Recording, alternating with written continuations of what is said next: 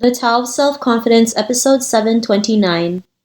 Welcome to the Tao of Self-Confidence, where I share stories of amazing women who have discovered their inner journey to self-confidence. Visit our website at thetaoofselfconfidence.com. Your inner journey to self-confidence awaits. Well, hello friend. Welcome to the Tao of Self-Confidence, where I share stories of amazing women who have discovered their inner journey to self-confidence. I'm your host today, Sheena Yap Chan, and today I have an amazing lady on the show today. She is a health and fitness ambassador, an MC, web, and TV host, and I'm really excited to have her on and share her story with us today on self-confidence. So without further ado, I'm going to introduce you to Linora Low. Linora, how are you today? Maybe you can fill in a little bit more about yourself to the listeners. I'm doing fantastic, Sheena. Thanks so much for having me on your show, on your podcast. Basically, you gave pretty much everything in a nutshell for that one-liner. And yes, so what I do back here in Malaysia, I am a health and wellness coach. I am also a YouTuber, and I am a professional MC. I was a radio host for about 6 years of my life on a local radio station here. Actually, it was 2 local radio stations. And from there, I ventured into pretty much the entertainment scene. I've been in the entertainment scene for easily more than 10 years now. And I've gone from doing theater stuff to theater stuff to movie stints to acting. And then finally I've gone to radio and lots of hosting out there. Thanks for sharing that. And what'd be your favorite self-confidence quote? I have a quote that I usually use, and that is change your mindset, change your outcome. Not entirely related with confidence, but basically is stay true to yourself, I suppose. Thanks for sharing that. I like that quote because, confidence does start with our mindset, right? If we don't have that positive mindset, even when there's times that are hard, we won't be able to go out there and take action and change our results or change, like you mentioned, our outcomes. So I really like that quote. And in your own words, how do you define self-confidence? Self-confidence first starts with knowing who you are, and then followed by knowing what is your capability, and finally trusting and believing in yourself and accepting whatever it is that you have, and knowing that you are able to withstand whatever that is thrown at you, and you are able to be happy with yourself. Thanks for sharing that great definition. And Linora, what was your life like before your discovery of self-confidence? Oh, this is such an interesting thing that you're asking me this question, because at the moment now I'm doing a couple of campaigns on body image, and there is this whole talk that is happening right now about body image in my country because of one particular influencer, which I don't need to get into. But the point is, there's a lot of talk about body image. So coming to the whole thing about self-confidence, I suppose it stemmed off at a very young age. So like I mentioned, I've been in the entertainment industry for a long time.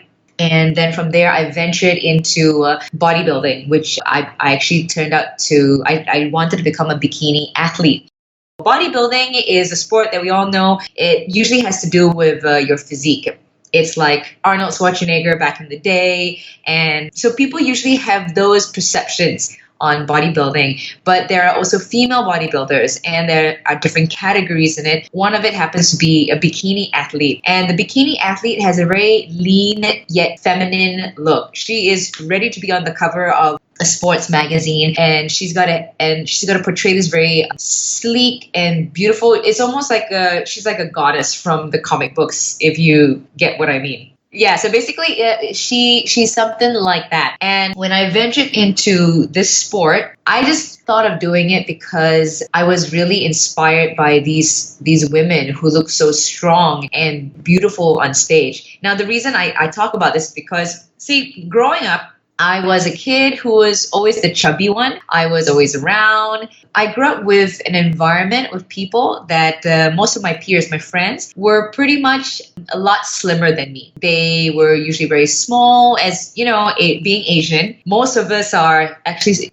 smaller in size. And during that time, I didn't really understand much about genetics or body types. So for me, when I saw all my friends and also girls in the media, they were always seen as very slender, very slim, very small waist. And for me, I was never that. I was never the girl that was entirely slim. I was actually more on the, I won't say pudgy side, I was more on the stockier side when I was growing up, with a bit of with some baby fat all over the place. And seeing this kind of stuff in the media and with my peers, it did cause me to have a lack of self-confidence because I didn't really know where I would fit in. And also because I didn't know how to accept myself as I was. So go on through the years and whatnot, just retracking back a little bit. So when I was growing up, because I could not fit into what society and what my peers look like, I thought I wasn't accepted or I wasn't part of the norm.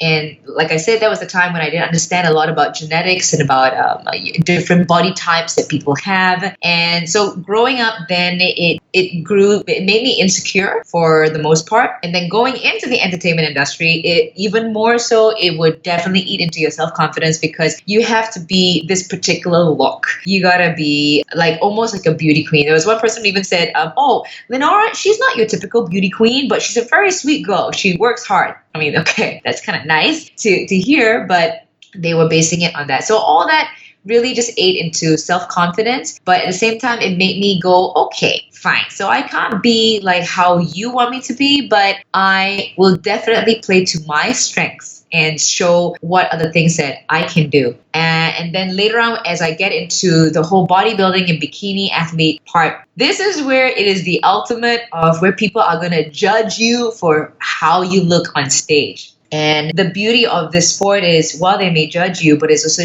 they judge you based on how hard you have worked your body to sculpt it to such a statue, if you will. You basically sculpt your body when you're doing a sport like bodybuilding. And I have to tell you that this sport, I think, taught me the most about self-confidence out of all my years of living. Sure, I mean, being in front of the camera, being in front of thousands of people when I MC for, say, big runs like the Kuala Lumpur Central Marathon, which is about 40,000 people, or to a crowd of like a few thousands, like John Bon Jovi, that sure would build your self-confidence. And also speaking on the radio, which you don't know how many people are going to be listening to you, but that didn't teach me as much as what the sport of bodybuilding did. And that one really taught me a lot of how to accept myself and how to just be confident with who I am physically. We're talking in the physical sense here. And in terms of self-confidence in personality, I suppose it grew with time and also with the job that I have. So yeah, that's pretty much my background and my story about self-confidence and how I came to where I was. Thanks for sharing that. And yeah, with Asian women, it feels like if you're not a size 0, you're not considered beautiful, or you're not part of the norm, right? And not all of us are going to be a size 0. Some of us, are probably stockier or bigger, but it doesn't tell us that we're not worthy. I mean, we are who we are. We're all made differently, and I think we have to keep reminding ourselves, like, we're not this one standard of way to look or feel or live. Like, we all are all totally different, and that's what makes us special and unique. And like you mentioned, you ventured into bodybuilding and really taught you about confidence. And because of that, what's your life been like now? Well, I would say that my life is very different. It's different in the sense that I've learned a lot about myself, because when you do a sport like bodybuilding and getting yourself to such a low body fat percentage, and you are basically standing butt naked, almost butt naked on stage, you really have to have a different kind of mindset going into the sport. Other than, one, it is being brave enough to showcase literally you on stage to strangers, and they're going to critique you. That's one thing. And then the second thing is the mindset of where the process of prepping for the competition, that in itself was the best experience I could ever get, and something that money cannot buy. Because what I learned was about my body and how little things can change your body so much. Like, for example, the food you eat, it fuels your brain, it fuels your mood. It changed my perspective of my relationship with food. And it really helps, because now as I go out to talk to people about, as a health and fitness ambassador, I prefer, I don't want to say influencer, and then that's why I actually call myself a health and wellness coach now, because I actually have gone to do courses to get myself certified and also to find out more, because I got so fascinated about the human body and also with nutrition. And it made me realize how your body is such a complicated thing of how God has made it. And people all just want fast answers when it comes to, weight loss, fat loss, when actually really what people should be doing is learning, relearning, and reprogram their minds on how to live a healthy life for the long run. So bodybuilding really did teach me all that. And in return, it helped me a lot with my mindset and my self-confidence. And that's why I was sharing with you the very first quote early on. It's not really about confidence, it's about mindset. Everything starts off with mindset, and then everything else just kind of flows together.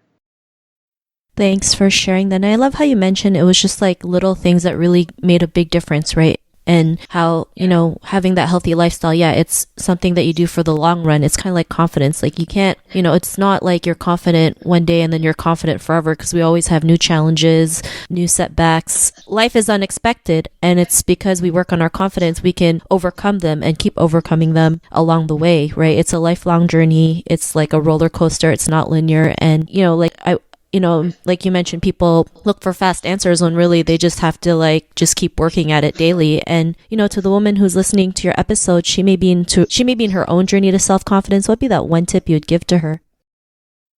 The one tip I'll give to any female is to not compare. I say that now because in our generation filled with social media, and also, actually not even social media, I'll go with where us females, you really need to look back into history. We are living in a male-dominated world. And I was just talking about this with a friend of mine of how females, we are actually like the backbone of society. So for anyone who's having, thoughts and they're questioning about their self-worth and their self-confidence, I'll say the one thing is do not compare, because you are created in such a unique manner. You have so much capability and you have so much potential that really I wouldn't even be able to know. But I just feel very much strongly that for anyone who is trying to build that self-confidence, it starts first with you and believing in yourself.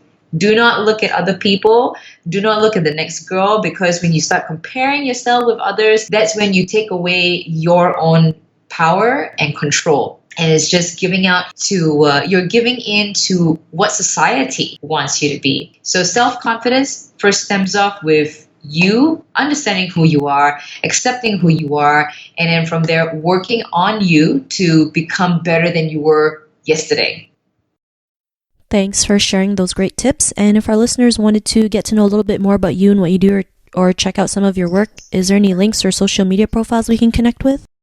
Oh yeah, there's so many social media profiles, Sheena. You can find me on my website, linoralow.com. You can also find me on Instagram, Twitter, YouTube, Facebook. You just search for Linora Low, LINORA LOW. It's pretty much all the same. Even on Snapchat, it's the same. LinkedIn is also the same. So I'm pretty much all over social media. It's easy to find me.